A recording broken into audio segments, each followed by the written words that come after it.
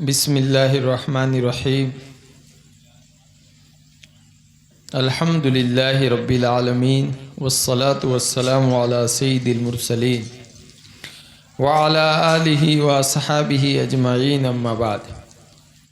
محترم بزرگ اور دینی بھائیوں، اللہ تعالیٰ کا فضل و کرم، احسان اور انعام ہے کہ اللہ تبارک و تعالیٰ نے ہم سب کو دین کی نسبت پر، اپنے نام کی نسبت پر یہاں جمع ہونے کی توفیق عطا فرمائی ہے۔ دین کی مجلسوں کا بڑا فائدہ یہ ہے کہ ایمان کے مذاکرے سے انسان کا ایمان بڑھتا ہے، آخرت کی فکر پیدا ہوتی ہے، اللہ تبارک و تعالیٰ کی محبت حاصل ہوتی ہے۔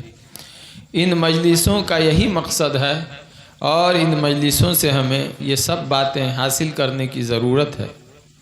نبی اکرم صلی اللہ علیہ وسلم نے ایک حدیث شریف میں ارشاد فرمایا ہے، الایمان بضع و سبعون او بضع و ستون شعبۃ فافضلها قول لا الہ الا اللہ وادناها اماطۃ الاذی عن الطریق والحیاء شعبۃ من الایمان او کما قال علیہ الصلاۃ والسلام۔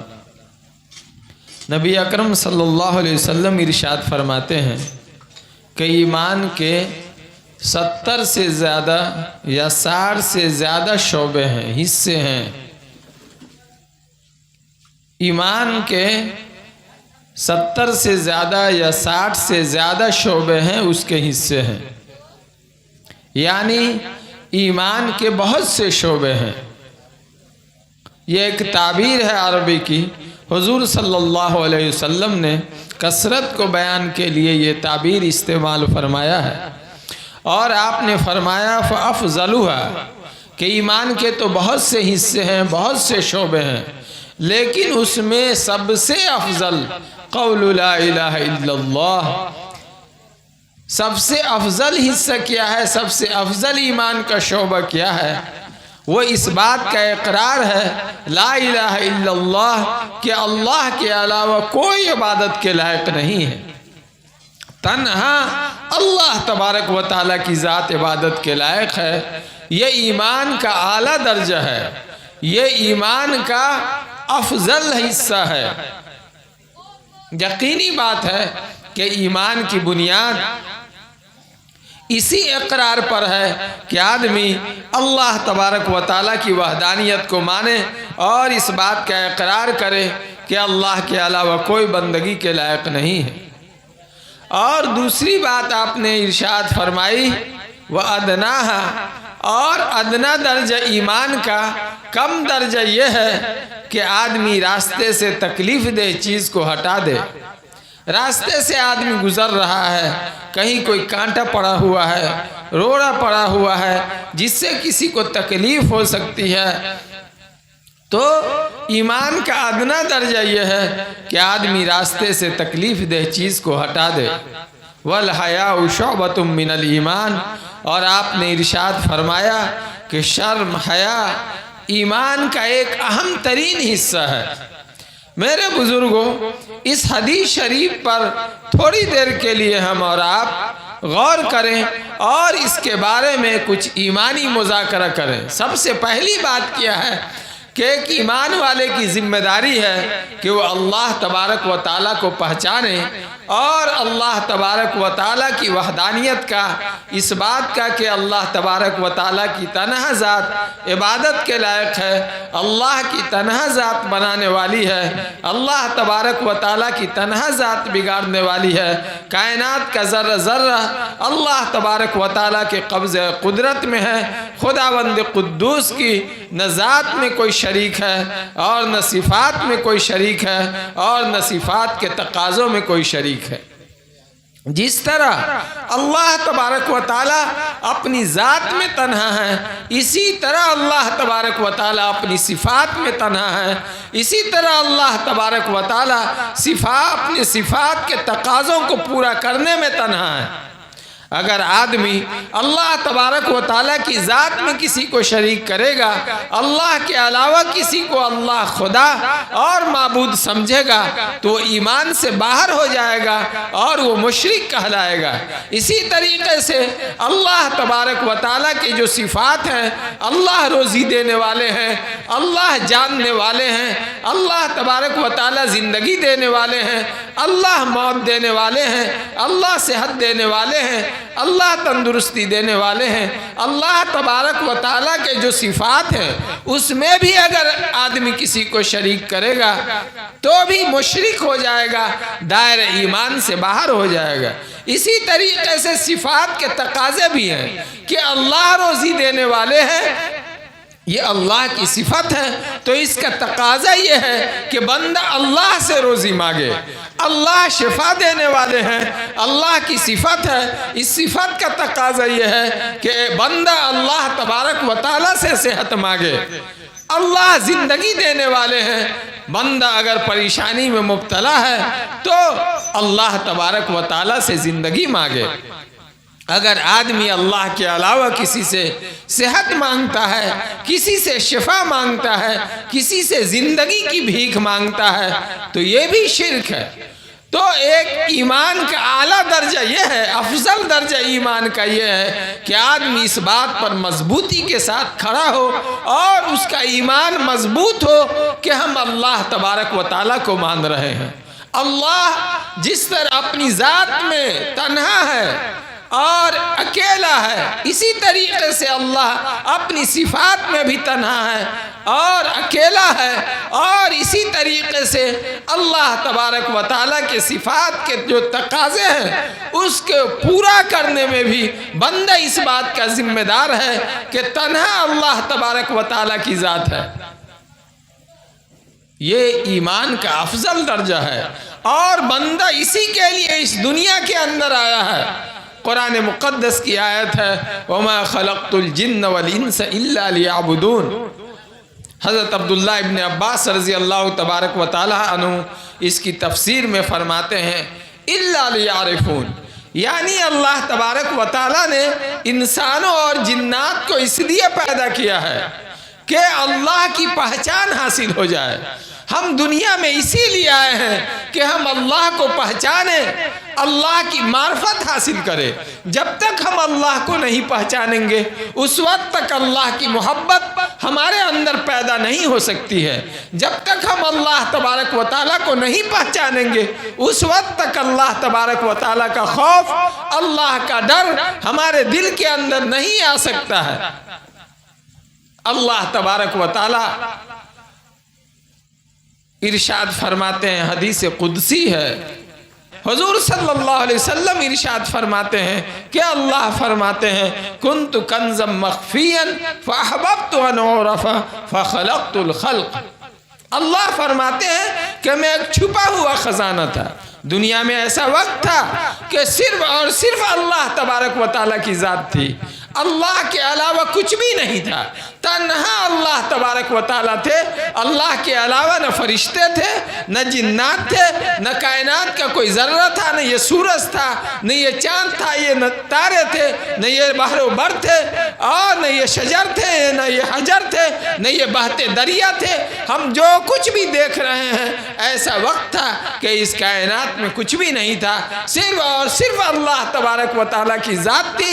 اللہ تبارک و تعالیٰ نے چاہا کہ مجھے پہچانا جائے، میں جانا جاؤں، پہچانا جاؤں، تو میں نے مخلوق کو پیدا کیا ہے۔ مخلوق کو پیدا کرنے کا مقصد انسانوں کو، جناتوں کو اور دنیا کی تمام تر مخلوقات کے پیدا کرنے کا مقصد یہ ہے کہ یہ سب اللہ تبارک و تعالیٰ کو پہچانے۔ اور اللہ تبارک و تعالیٰ نے کائنات کے ذرے ذرے میں اپنی پہچان، اپنی معرفت رکھ دی ہے، اور جس میں جس درجے کی پہچان ہے اسی اعتبار سے وہ اللہ تبارک و تعالیٰ کی تسبیح و تحمید اور بندگی میں مشغول ہے۔ قرآن مقدس میں خود ہے کہ کائنات میں کوئی ایسی چیز نہیں ہے جو اللہ تبارک و تعالیٰ کا ذکر نہیں کرتی ہو، اللہ کی تسبیح نہ بیان کرتی ہو۔ علماء فرماتے ہیں کہ یہ سفید صاف کپڑا اللہ تبارک و تعالیٰ کا ذکر کرتا ہے، صاف ستھرا بہتا ہوا پانی اللہ تبارک و تعالیٰ کا ذکر کرتا ہے۔ جب پانی گندا ہو جاتا ہے، میلا ہو جاتا ہے، تو اللہ تبارک و تعالیٰ کا ذکر بند ہو جاتا ہے۔ کپڑے جب تک صاف ستھرے ہوتے ہیں اللہ کا ذکر کرتے ہیں، اور جب یہ میلے کچیلے گندے ہو جاتے ہیں تو اللہ تبارک و تعالیٰ کا ذکر چھوڑ دیتے ہیں۔ اسی لیے آپ جب صاف ستھرا کپڑا پہنیے گا تو اس وقت آپ کی طبیعت پر ایک خوشگوار اثر ہوگا، اور آپ کی طبیعت میں انبساط ہوگا، خوشی ہوگی اور مسرت ہوگی۔ اور جیسے جیسے کپڑا گندا اور میلا ہوتا چلا جائے گا تو آدمی میں انقباض پیدا ہونے لگتا ہے، آدمی میں سستی کا اثر اور ایک خاص قسم کی گرانی محسوس ہونے لگتی ہے۔ پھر جب آدمی نہا دھو لیتا ہے، صاف ستھرے کپڑے پہن لیتا ہے، تو پھر آدمی کے اندر بشاشت، ایک چستی اور پھرتی پیدا ہوتی ہے۔ اس کی بنیادی وجہ یہی ہے کہ صاف کپڑے اللہ کا ذکر کرتے ہیں، اللہ کی تسبیح بیان کرتے ہیں، صاف ستھرا پانی اللہ کا ذکر کرتا ہے، درخت کے پتے جو ہرے ہوتے ہیں وہ اللہ تبارک و تعالیٰ کا ذکر کرتے ہیں۔ جب یہ سوکھ جاتے ہیں تو اللہ تبارک و تعالیٰ کا ذکر بند ہو جاتا ہے۔ میرے بزرگوں اور دوستوں، فرشتوں کا یہ حال ہے کہ اللہ تبارک و تعالیٰ کی ہیبت و جلال سے فرشتے جو جہاں ہے وہی مصروف عبادت میں ہے۔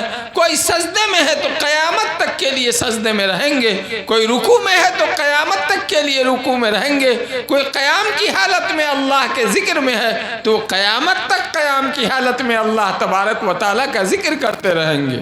اور سورج کو اللہ تبارک و تعالیٰ نے پیدا کیا، ایک نظام بنا دیا۔ نظام کے تحت سورج ہر دن کا سورج جس وقت میں نکلنا ہے اسی وقت میں نکلتا ہے، اور جس وقت میں ڈوبنا ہے اسی وقت میں ڈوبتا ہے۔ ہر رات کی چاند کا اللہ تبارک و تعالیٰ نے نکلنے اور ڈوبنے کا جو نظام بنایا ہے اسی اعتبار سے چاند نکلتا ہے اور ڈوبتا ہے۔ یہ سب خداوند قدوس کی اطاعت و فرما برداری میں مصروف ہے۔ خداوند قدوس نے جتنی مخلوقات پیدا کی ہے اس میں انسان کو کائنات کا شہزادہ بنایا ہے۔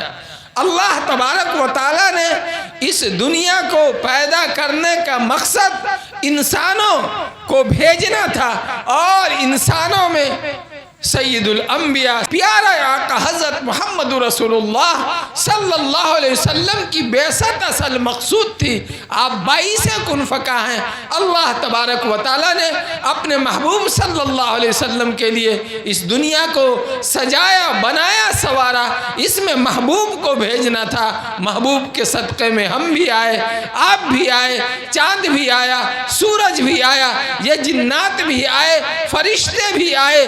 جو کچھ بھی دنیا میں ہم دیکھ رہے ہیں یا دیکھتے ہیں یہ سب پیارے آقا حضرت محمد رسول اللہ صلی اللہ علیہ وسلم کا صدقہ ہے۔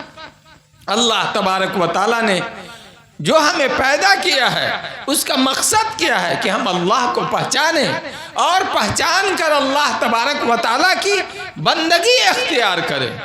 میرے بزرگوں اور دوستوں، آج ہم کوشش نہیں کرتے ہیں، دھیان نہیں دیتے ہیں، نہیں تو اللہ فرماتے ہیں وَفِي أَنفُسِكُمْ أَفَلَا تُبْصِرُونَ، کہ تم اپنی ذات میں غور کرو گے تو تم اللہ کو پہچان جاؤ گے۔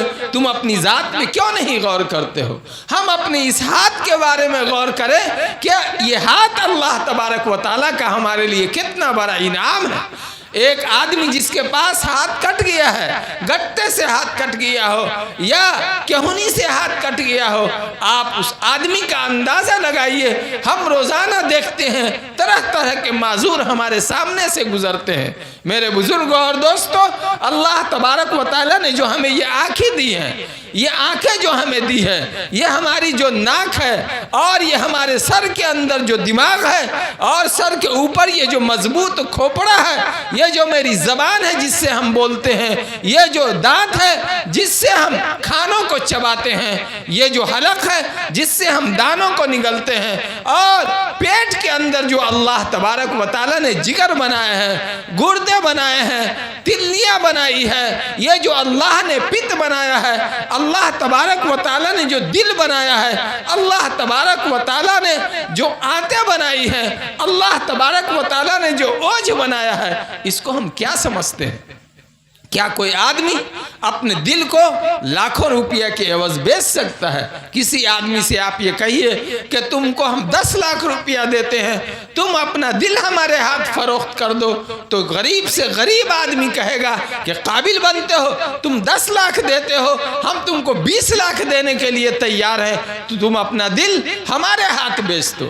جبکہ وہ آدمی 10,000 کا بھی نہیں ہے، لیکن اس کے نزدیک دل کی اتنی اہمیت ہے کہ اگر آپ مالدار ہو کر 10 لاکھ کی بات کریں گے تو آپ سے 30 لاکھ کی بات کرے گا۔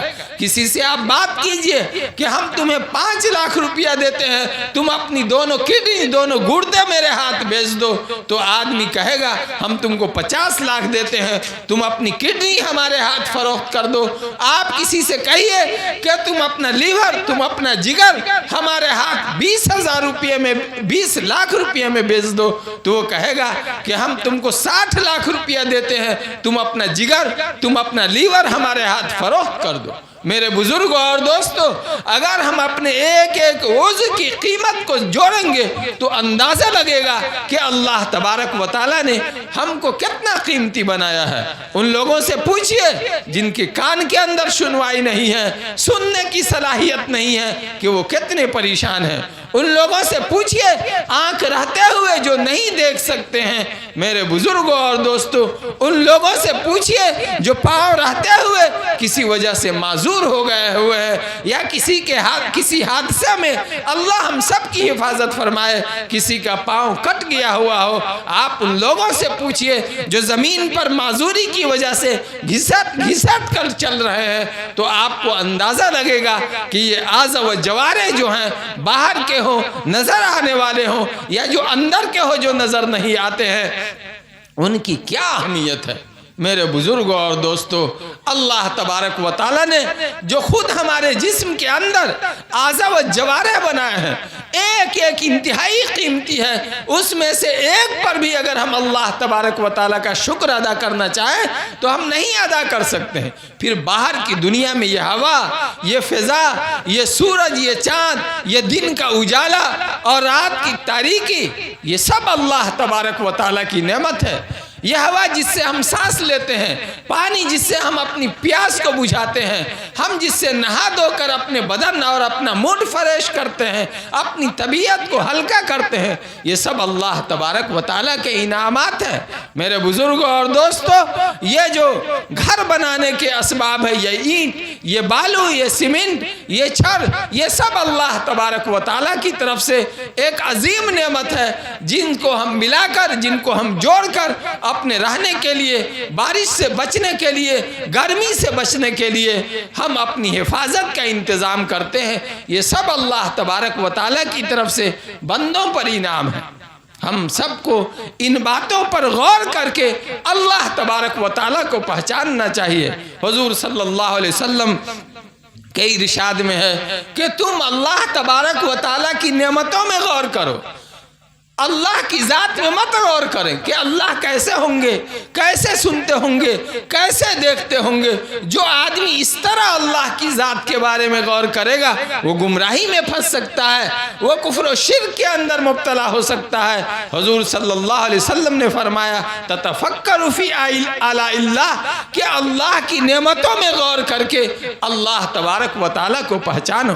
میرے بزرگوں اور دوستو، کہنے والے فرماتے ہیں کہ اللہ تبارک و تعالیٰ کی پہچان آدمی آسانی سے حاصل کر سکتا ہے۔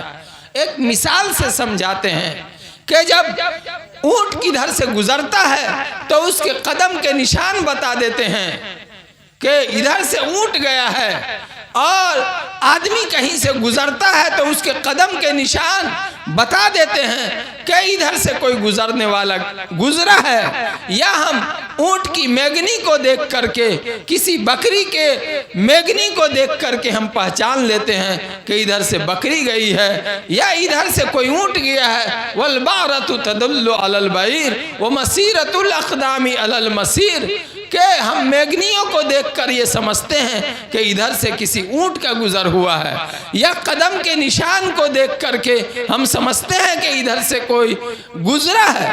تو فَسَمَاءٌ ذَاتُ أَبْرَاجٍ وَأَرْضٌ ذَاتُ فِجَاجٍ كَيْفَ لَا تَدُلُّ عَلَى اللَّطِيفِ الْخَبِيرِ، کہ یہ برجوں والا آسمان، یہ گنبدوں والا آسمان اور یہ اتنے راستوں والی زمین، کیا ہم اس کو دیکھ کر کے یہ نہیں پہچان سکتے ہیں کہ اس کو کسی بنانے والے نے بنایا ہے، اور ایسے بنانے والے نے بنایا ہے جو باریک بنانے والا ہے، جو اندر کی گہرائیوں کے ساتھ خبر رکھنے والا ہے۔ یہ آسمان، یہ زمین اس بات کی گواہی دیتی ہے کہ کوئی لطیف ہے، کوئی خبیر ہے، یعنی اللہ تبارک و تعالیٰ کی ذات کا پتہ دیتی ہے۔ ہم اس بات کو سمجھتے ہیں کہ ایک کرسی کسی بنانے والے کے بغیر نہیں بن سکتی ہے، ایک لوٹا کسی بنانے والے کے بغیر نہیں بن سکتا ہے، ایک جگ کسی بنانے والے کے بغیر نہیں بن سکتا ہے۔ کوئی آدمی آپ کو کہے گا ہم جس کرسی پر بیٹھے ہوئے ہیں کہ اچانک ایسا ہوا کہ ایک درخت کٹ گیا، درخت کے ٹکڑے ٹکڑے ہوئے اور اس کا تختہ تیار ہوا، اس کا پایا تیار ہوا، اور دیکھتے دیکھتے تختے جڑ گئے، پائے جڑ گئے، اور آنن فانن میں ایک کرسی تیار ہو گئی، تو آپ کہیں گے کہ اس کے دماغ کے علاج کی ضرورت ہے، لگتا ہے کہ اس کو کوئی جناتی اثر ہو گیا ہے یا پاگل پن ہو گیا ہے۔ ایسا کیسے ہو سکتا ہے کہ ایک لکڑی خود بخود کٹ جائے، پھٹ جائے، اس کے تختے تیار ہو جائیں اور وہ کرسی بن جائے؟ جب ایک کرسی معمولی سی چیز خود بخود نہیں بن سکتی ہے تو اتنا بلند و بالا آسمان خود سے کس طرح بن سکتا ہے؟ اتنی صلابت رکھنے والی زمین، اتنے پہاڑوں کا بوجھ اٹھانے والی زمین، اربوں انسانوں کا بوجھ اٹھانے والی زمین، اتنے بے شمار کروڑوں گاڑیوں کا جیپ، ٹرین، ٹریکٹر، ہوائی جہاز، اس میں سے ایک ایک کے وزن کو آپ دیکھیے، اتنے وزن کو اٹھانے والی زمین کیا خود بخود بن سکتی ہے؟ نہیں، خود بخود نہیں بن سکتی ہے، بلکہ یہ ساری باتیں اس بات کی گواہی دے رہی ہے کہ کوئی بنانے والا ہے جس نے اس کو بنایا ہے۔ اور ہم خود اپنی زندگیوں کے اندر اس بات کا مشاہدہ کرتے ہیں، ہمارے وجود کا کیا حال ہے۔ کوئی آدمی یہ نہیں کہہ سکتا ہے کہ ہم کسی پلاننگ کے تحت اس دنیا میں آئے ہیں، یا کوئی آدمی یہ نہیں بتا سکتا ہے کہ ہم نے کوئی تدبیر کی تو جنوری کے فلاں مہینہ میں آئے، فروری کے فلاں مہینہ میں آئے، اور کوئی آدمی یہ نہیں کہہ سکتا ہے کہ آج ہماری موت کا وقت ہے، اللہ ہم سب کو صحت و سلامتی نصیب فرمائے۔ کوئی بات کہی جاتی ہے تو سمجھانے کے لیے کہی جاتی ہے اور مثال کے طور پر کہی جاتی ہے، جس کا جو وقت آتا ہے وہ اپنے آپ کو بچا نہیں پاتا ہے۔ اسی کو کوئی شاعر کہتا ہے، لائی قضا آئے قضا لے چلی چلے، اپنی خوشی نہ آئے نہ اپنی خوشی گئے۔ آدمی اپنے آنے اور جانے میں کتنا مجبور ہے کہ نہ وہ اپنے آنے کے وقت کو روک سکتا ہے، نہ جانے کے وقت کو ایک لمحہ کے لیے بڑھا سکتا ہے۔ لیکن اللہ نے جو کچھ ارادے دیے ہیں، کچھ صحت ملی ہے، کچھ عقل ملا ہے، کچھ ہاتھ میں قوت، کچھ پاؤں میں قوت، کچھ دل اور دماغ کے اندر جو صلاحیتیں اللہ نے دی ہیں، وہ کس لیے دیا ہے؟ وہ اسی بات کے لیے دیا ہے کہ ہم اللہ تبارک و تعالیٰ کو پہچانیں، اور اللہ تبارک و تعالیٰ کو پہچان کر اللہ تبارک و تعالیٰ کی بندگی اختیار کریں۔ اللہ تبارک و تعالیٰ کی جو بے شمار صفت ہیں، اس میں اللہ کی بہت بڑی صفت یہ ہے کہ اللہ تنہا پالنے والے ہیں۔ سورہ فاتحہ آپ شروع کیجئے تو آپ کو ملے گا الحمدللہ رب العالمین۔ اللہ تبارک و تعالیٰ نے وہاں جو اپنی صفت بیان فرمائی ہے، سب سے پہلی کہ تمام تعریفیں اللہ تبارک و تعالیٰ کے لیے ہے جو سارے جہان کا پالنہار ہے۔ ایک تو اپنی ذاتی نام اللہ کو بیان فرمایا، اور اس کے بعد اپنی جو سب سے اہم ترین صفت ہے وہ رب کا ذکر کیا کہ پالنے والی ذات تنہا اللہ تبارک و تعالیٰ کی ہے۔ میرے بزرگوں اور دوستو، امام رازی رحمۃ اللہ علیہ کی تفسیر سے ایک واقعہ نقل کیا گیا ہے کہ حضرت موسیٰ علیہ السلام نے ایک مرتبہ اللہ تبارک و تعالیٰ سے درخواست کی کہ آپ روزی کس طرح سے دیتے ہیں۔ دل میں بات آئی، خیال پیدا ہوا، اللہ تبارک و تعالیٰ نے حضرت موسیٰ علیہ السلام سے کہا کہ آپ اس چٹان کو توڑیے۔ پتھر کا ایک بڑا چٹان تھا، کہا کہ آپ اس کو توڑیے۔ حضرت موسیٰ علیہ السلام نے ایک تہ توڑا، حکم ہوا کہ اور توڑیے، ایک تہ اور توڑا، کہا کہ ایک تہ اور توڑیے۔ تیسری بار جب چٹان کے آپ نے ٹکڑے کیے تو دیکھا کہ اس کے اندر ایک کیڑا ہے، جس کے منہ کے اندر ایک چھوٹا کیڑا ہے جس کو وہ کیڑا کھا رہا ہے۔ میرے بزرگوں اور دوستوں، سمندروں کے اندر مچھلیوں کی کون پرورش کرتا ہے اور فضاؤں میں اڑنے والے پرندوں کی کون پرورش کرتا ہے؟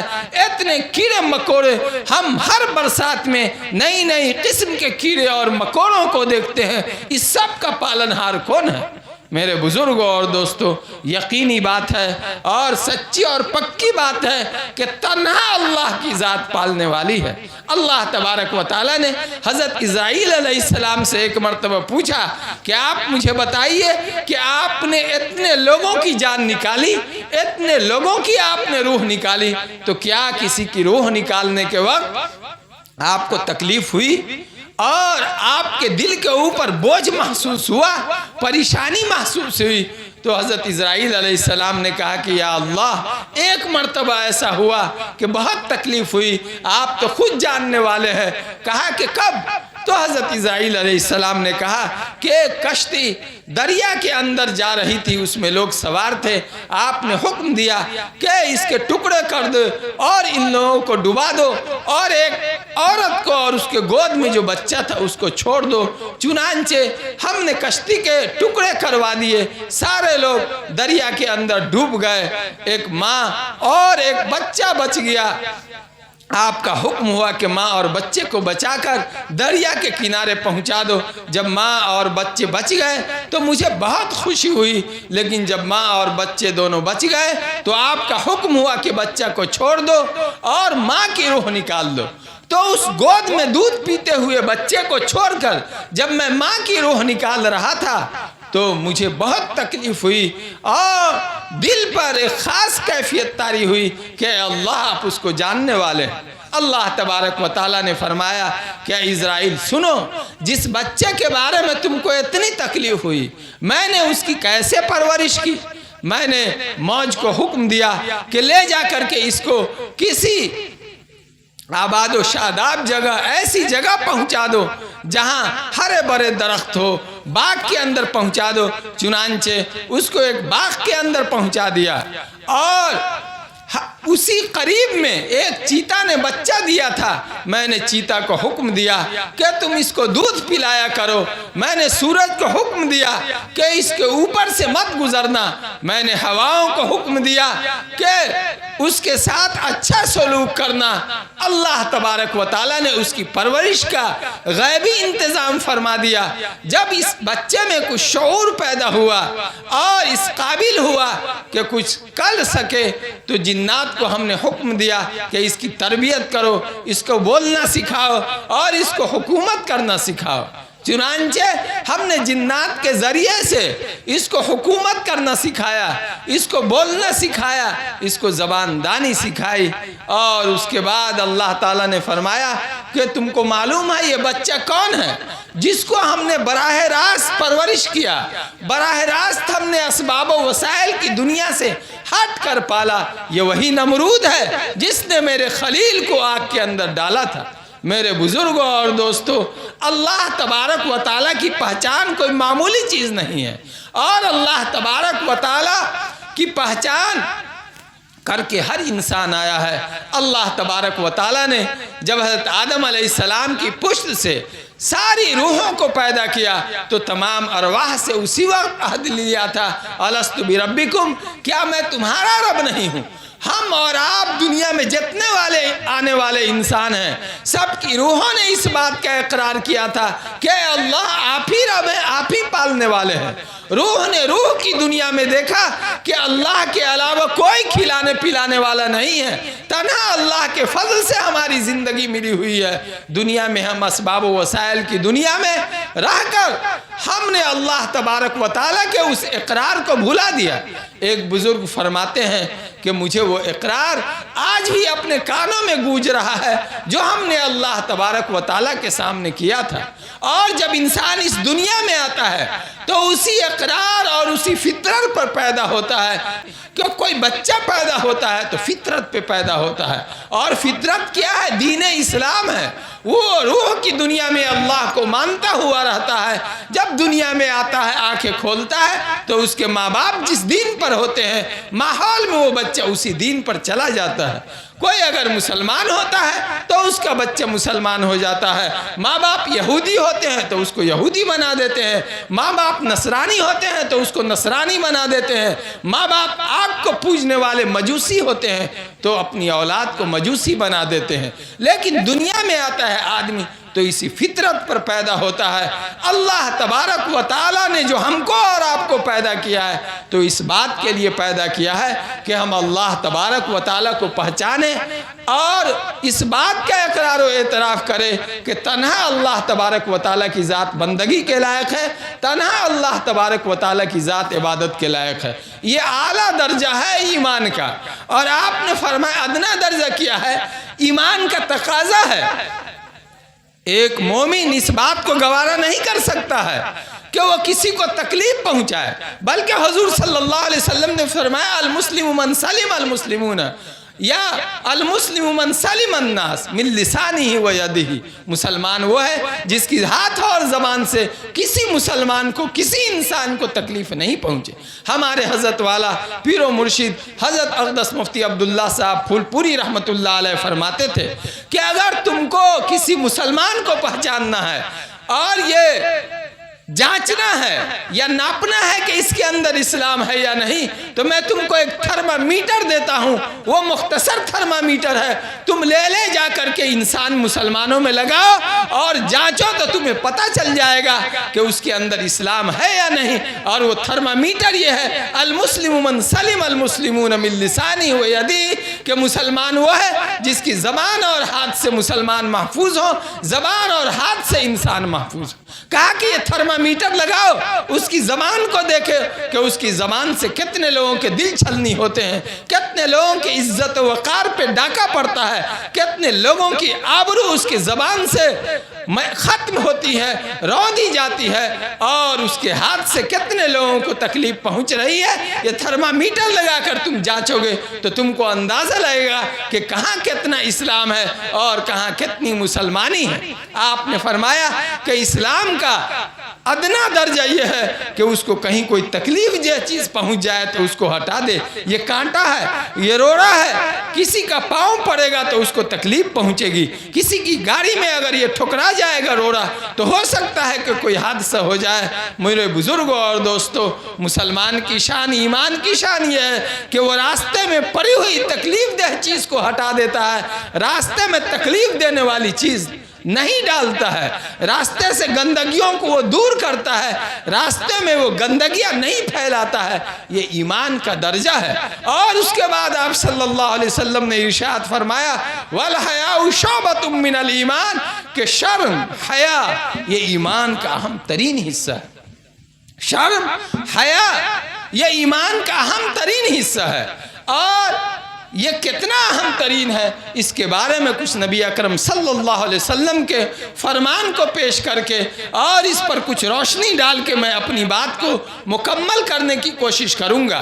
میرے بزرگوں اور دوستوں، ہم نے اعلیٰ درجہ لا الہ الا اللہ کو سمجھا، مختصراً ادنا درجہ راستے سے تکلیف دہ چیز کو ہٹا دینے والی باتوں کے بارے میں ہم نے سنا، لیکن شرم کے بارے میں حضور صلی اللہ علیہ وسلم نے خصوصیت سے تذکرہ فرمایا کہ شرم ایمان کا اہم ترین حصہ ہے۔ آپ نے ایک جگہ ارشاد فرمایا ان لکل دین خلقا وخلق الاسلام الحیا، کہ ہر دین کے اندر کچھ خاص اخلاق ہوتے ہیں اور خاص پہچان اس کی ہوتی ہے، خاص اس کی خوبی ہوتی ہے۔ اسلام کی خوبی شرم حیا ہے۔ چنانچہ اگر آپ مسیحی تعلیمات پر غور کیجئے گا، عیسائی تعلیمات پر غور کیجئے گا، تو آپ کو معلوم ہوگا کہ عفو درگزر اور معافی اس کی ایک پہچان ہے، معاف کرنا ایک پہچان ہے۔ اسلام میں حضور صلی اللہ علیہ وسلم فرماتے ہیں کہ اسلام کی جو بہترین خوبی ہے یا اسلام کے اندر جو خصوصیت ہے وہ خصوصیت شرم ہے۔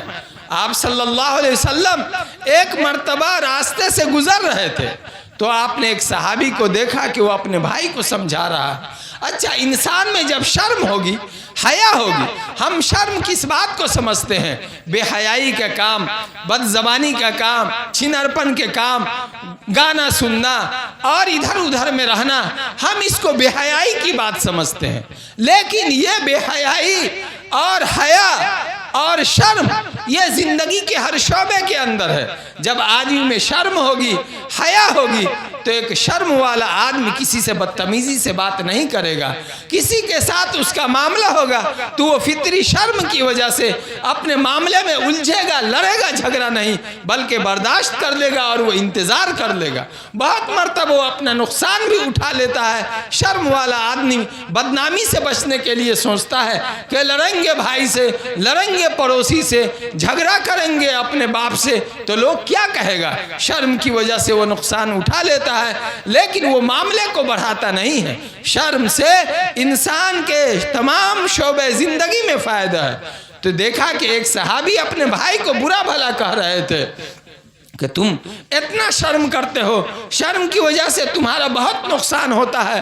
اسی طرح جو کچھ بھی وہ کہہ رہے تھے تو اپنے بھائی کو شرم کے بارے میں نصیحت کر رہے تھے۔ تو آپ صلی اللہ علیہ وسلم نے ارشاد فرمایا دعو فإن الحیاء من الایمان، کہ اس کو شرم پر مت ملامت کرو، اس کو حیا کے بارے میں مت ملامت کرو، اس لیے کہ شرم اور حیا ایمان میں سے ہے۔ ایک جگہ آپ صلی اللہ علیہ وسلم نے ارشاد فرمایا الحیاء من الایمان والایمان فی الجنہ والبذاء من الجفاء والجفاء فی النار، کہ شرم اور حیا یہ ایمان کا حصہ ہے اور ایمان کا ٹھکانہ جنت ہے۔ کسی میں اگر شرم ہوگی، حیا ہوگی تو اس کی شرم اور اس کی حیا اس کو جنت کے اندر پہنچا دے گی۔ بے حیائی یہ بدکاری میں سے ہے، یہ بدی میں سے ہے، یہ برائی میں سے ہے اور برائی کا انجام جہنم ہے۔ ایک جگہ آپ صلی اللہ علیہ وسلم نے ارشاد فرمایا ان الحیاء والایمان قرناء جمیعا، آپ نے فرمایا کہ شرم اور ایمان دونوں جڑواں ہیں، دونوں ساتھ ساتھ رہنے والا ہے۔ فَإِذَا رُفِعَ أَحَدُهُمَا رُفِعَ الْآخَرُ، ان دونوں میں سے اگر کوئی ایک بات ختم ہوئی تو دوسری بات خود بخود ختم ہو جائے گی۔ اگر کسی میں ایمان ہے تو ایمان کا تقاضا ہے کہ اس میں شرم بھی ہے، اور اگر کسی میں شرم ہے تو شرم کا تقاضا ہے کہ اس میں ایمان بھی ہے۔ اگر کسی کے پاس شرم نہیں ہے، آپ دیکھ رہے ہیں کہ وہ بے شرمی کا کام کر رہا ہے، بے حیائی کا کام کر رہا ہے، تو سمجھ لیجئے کہ وہاں ایمان بھی نہیں۔ ایمان ہے پھر آدمی بے شرمی کا کام کر رہا ہے، پھر آدمی برائی اور بدکاری کا کام کر رہا ہے۔ اس کا سیدھا سیدھا مطلب یہ ہے کہ آدمی کے پاس ایمان نہیں ہے۔ اگر ایمان ہوتا تو اس کے اندر ضرور شرم ہوتی، اس کا ایمان اس کو بے شرمی سے روک لیتا، چاہے وہ مرد ہو یا عورت ہو۔ میرے بزرگوں اور دوستوں، اگر کہیں ایمان ہے تو وہاں شرم بھی ہے، اگر شرم ہے تو ایمان بھی ہے۔ حضور صلی اللہ علیہ وسلم فرماتے ہیں کہ شرم اور ایمان دونوں جڑواں چیز ہے۔ ایک مرتبہ حضور صلی اللہ علیہ وسلم نے صحابہ سے ارشاد فرمایا استحیوا من اللہ حق الحیا، کہ دیکھو اللہ سے شرم کرو جس طرح سے شرم کرنا چاہیے۔ شرم کرنے کا جو حق ہے تم اس کو ادا کرو۔ تو صحابہ نے کہا کہ ہم لوگ اللہ سے شرم کرتے ہیں، نستحی من اللہ یا رسول اللہ والحمدللہ، کہ اللہ کے رسول صلی اللہ علیہ وسلم اللہ کا شکر ہے کہ ہم لوگ اللہ سے شرم کرتے ہیں۔ تو آپ نے فرمایا لیس ذالک، یہ بات نہیں، ایسے نہیں ہے، ایسے اللہ سے شرم نہیں کیا جا سکتا ہے۔ ولیکن الاستحیاء من اللہ حق الحیاء ان تحفظ الرأس وما وعى، شرم یہ ہے کہ تم اپنے سر کی حفاظت کرو، اپنے دماغ، سر، اور سر کے اندر جو یہ دماغ ہے، اس دماغ میں جو افکار و خیالات ہے تم اس کی حفاظت کرو۔ ہمارے دماغ کے اندر گندے خیالات نہیں آئے، گندی سوچ نہیں آئے، ہمارے سر کے ساتھ جو ہماری نظر ہے وہ گندی چیزوں پر نہیں پڑے، ہمارے جو یہ کان ہیں یہ گندی باتوں کو نہیں سنے، ہماری جو یہ زبان ہے، ہماری یہ زبان گندی باتوں کو ادا نہیں کرے، یہ شرم ہے۔ حضور صلی اللہ علیہ وسلم نے ارشاد فرمایا ان تحفظ الراس وما وعى، کہ تم اپنے سر کی حفاظت کرو، اور سر جن چیزوں پر مشتمل ہے ان تمام چیزوں کی حفاظت کرو، اپنی آنکھ کی بھی حفاظت کرو، اپنے کان کی بھی حفاظت کرو، اپنی زبان کی بھی حفاظت کرو، اور اپنے اس دماغ کے اندر جو افکار و خیالات ہیں، گندے گندے خیالات سے، گندی گندی سوچ سے، گندے گندے باتوں کے دماغ میں آنے سے اپنے دماغ کی حفاظت کرو۔ والبطن وما حوى، اور اپنے پیٹ کی حفاظت کرو، اور پیٹ کے اندر جو جانے والی چیزیں ہیں اس کی فکر کرو۔ ہمارے پیٹ کے اندر ہم جو پی رہے ہیں، پانی پی رہے ہیں، دودھ پی رہے ہیں، شراب پی رہے ہیں، بھانگ کھا رہے ہیں، گوشت کھا رہے ہیں، کیا حلال ہے کیا حرام ہے؟ ہماری ذمہ داری ہے کہ ہم اپنے پیٹ کی حفاظت کریں، حلال سے اپنے پیٹ کو بھریں اور حرام سے اپنے پیٹ کی حفاظت کریں۔ اور آپ صلی اللہ علیہ وسلم نے ارشاد فرمایا وَتَذْكُرَ الْمَوْتَ وَالْبَلَا، کہ تم موت کو یاد کرو کہ ایک دن مرنا ہے، مرنے کے بعد حساب و کتاب ہونا ہے، خدا کے یہاں جائیں گے تو ہم کیا منہ دکھائیں گے؟ آپ فرماتے ہیں کہ موت کو یاد کرو، اور موت کے بعد جو حالات ہونے والے ہیں اس کو بھی یاد کرو۔ سن لیا کہ مرنا ہے، چلو دیکھا جائے گا، جو سب کا حال ہوگا وہ ہمارے ابھی ہوگا، یہ تو بدماشی کی باتیں اور بدماشی کی سوچ ہے، لاپرواہی کی باتیں ہیں، بے فکری کی باتیں ہیں، ایمان والوں کی، شرم والوں کی یہ سوچ نہیں ہے۔ حضور صلی اللہ علیہ وسلم فرماتے ہیں کہ حیا اور شرم کا تقاضا یہ ہے کہ تم اس بات کو سوچو اور یاد کرو کہ ایک دن مرنا ہے، اور مرنے کے بعد حساب و کتاب ہونا ہے۔ قرآن نے کہا فَمَنْ يَعْمَلْ مِثْقَالَ ذَرَّةٍ خَيْرًا يَرَهُ وَمَنْ يَعْمَلْ مِثْقَالَ ذَرَّةٍ شَرًّا يَرَهُ، کہ کوئی آدمی ذرہ برابر بھی بھلائی کرے گا اس کو بھی وہ دیکھے گا، اور کوئی آدمی ذرہ برابر بھی برائی کیا ہوگا تو اس کو بھی دیکھے گا۔ تم اپنی اچھائیوں کو وہاں دیکھو گے، اپنی برائیوں کو وہاں دیکھو گے، اور اچھائیوں اور برائیوں کے اعتبار سے وہاں تمہارا انجام ہوگا۔ قرآن نے اعلان کیا ہے ان الابرار لفی نعیم وان الفجار لفی جحیم، نیک لوگوں کا ٹھکانہ جنت ہے اور برے لوگوں کا ٹھکانہ جہنم ہے۔ تو حضور صلی اللہ علیہ وسلم فرما رہے ہیں کہ موت کو یاد کرنا ہے، اور موت کے بعد جو حالات آنے والے ہیں اس کو بھی یاد کرنا ہے۔ اور آپ نے آگے ارشاد فرمایا وَمَنْ أَرَادَ الْآخِرَةَ تَرَكَ زِينَةَ الدُّنْيَا وَآثَرَ الْآخِرَةَ عَلَى الْأُولَى۔ آپ صلی اللہ علیہ وسلم فرماتے ہیں جس نے آخرت کو یاد کیا، جس نے آخرت کو یاد کیا اس نے دنیا کی زیب و زینت کو ترک کر دیا۔ آخرت کی فکر کا سیدھا سیدھا مطلب یہ ہے کہ آدمی دنیا کی ان لذتوں میں الجھے گا نہیں، دنیا کے ان ٹیپ ٹاپ میں انسان الجھے گا نہیں۔ حضرت خواجہ عزیز الحسن مجذوب رحمت اللہ علیہ فرماتے ہیں رنگ رلیوں پہ زمانے کے نہ جانا اے دل، رنگ رلیوں پہ زمانے کے نہ جانا اے دل، یہ خزاں ہے جو بانداز بہار آئی ہے۔ یہاں کی رونقیں، یہ شامیانے، یہ ٹیپ ٹاپ، یہ خوبصورت چہرے ہوئے، یہ گانے، یہ باجے، تمہیں یہ ساری چیزیں دنیا کی دیکھنے میں تو اچھی لگتی ہے، لیکن یہ ایک اداسی ہے، یہ ایک خزاں ہے جو دیکھنے میں بہار لگتی ہے۔ رنگ رلیوں پہ زمانے کے نہ جانا اے دل، یہ خزاں ہے جو بہنداز بہار آئی ہے۔ کتنی اچھی شکلیں ہیں جو دھیرے دھیرے بگڑ جاتی ہے، خوبصورت گال ہے دھیرے دھیرے پچک کر ایسے ہو جاتے ہیں کہ انسان دیکھ کر کے اس کو بھاگتا ہے۔ بہت سے ایسے مرد تھے جو دیکھنے میں اپنے حسین و جمیل لگتے تھے، لیکن وقت و حالات کے تھپیروں نے ان کو ایسا چھوارا بنا دیا، ایسا سکھری بنا دیا کہ وہ آج اگر اس پر نگاہ ڈالا جائے تو آپ کو نفرت ہوگی، آپ کو انقباض ہوگا۔ میرے بزرگوں اور دوستوں، یہ دنیا دل لگانے کی جگہ نہیں ہے، بلکہ فکر آخرت کے لیے، آخرت کی تیاری کے لیے اللہ تبارک و تعالیٰ نے اس دنیا کا دیا ہے۔ اور آپ نے فرمایا دنیا مزرعۃ الآخرہ، کہ یہ دنیا آخرت کی کھیتی ہے۔ فرمایا کہ جو آخرت کو یاد کرے گا تو اس کا تقاضا یہ ہے کہ وہ دنیا کے اس زیب و زینت میں نہیں الجھے گا، بلکہ اس کو چھوڑ دے گا اور آخرت کو آگے رکھے گا۔ دنیا کو وآثر الآخرۃ علی الاولی، آخرت کو وہ سامنے میں رکھ کر کے زندگی گزارے گا۔ آخرت کو نقصان نہیں ہوگا، کوئی موقع آئے گا، کوئی معاملہ آئے گا تو دیکھے گا کہ ہم جو کام کر رہے ہیں آخرت میں اس کا کیا نتیجہ ہونے والا ہے، آخرت میں اس کا فائدہ ہوگا یا نقصان ہوگا۔ یہ ہے اللہ تبارک و تعالیٰ سے شرم کا تقاضا کہ ہم اپنے سر اور سر جتنی باتوں پر مشتمل ہے اس کی حفاظت کریں، اور پیٹ کی ہم حفاظت کریں، پیٹ کے اندر جانے والی باتوں کے بارے میں ہم فکر کریں، اور موت کو یاد کریں، موت کے بعد جو انجام ہونے والا ہے اس کو ہم یاد کریں۔ اور آدمی اگر آخرت کو یاد کرے گا تو اس کا نتیجہ یہ ہے کہ وہ دنیا کے زیب و زینت کو چھوڑ دے گا اور دنیا کی اس زیب و زینت میں نہیں الجھے گا، آخرت کو سامنے میں رکھے گا اور دنیا کو پیچھے رکھے گا۔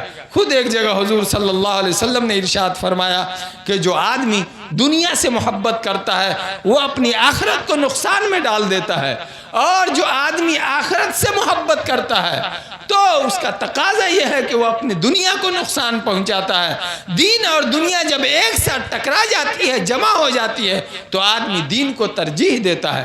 آج صورتحال یہ ہے میرے بزرگوں اور دوستوں، شادی بیاہ کا موقع ہو یا ہمارے یہ جو دن چل رہے ہیں یہ مواقع ہو، ان مواقعوں پر ہم مکمل طور پر یہاں تو دین اور دنیا کی بات ہے ہی نہیں ہے، یہاں تو دنیا کے نقصان یا نفع کی بات ہے ہی نہیں ہے، بلکہ سراسر دنیا کا بھی نقصان ہے اور آخرت کا بھی نقصان ہوتا ہے۔ ہم جو مختلف قسم کی برائیوں میں مبتلا ہو جاتے ہیں، جس کی موقع موقع پر تفصیلات آتی رہتی ہے۔ میرے بزرگوں اور دوستوں، ضرورت اس بات کی ہے کہ ہم سمجھو، آپ صلی اللہ علیہ وسلم نے فرمایا فَمَنْ فَعَلَ ذَلِكَ فَقَدْ اسْتَحْيَا مِنَ اللَّهِ حَقَّ الْحَيَاءِ، جس نے ان باتوں کو اپنی زندگی میں اتارا، جس نے ان باتوں کو انجام دیا، تو اس نے اللہ تبارک و تعالیٰ سے صحیح معنوں میں شرم کیا۔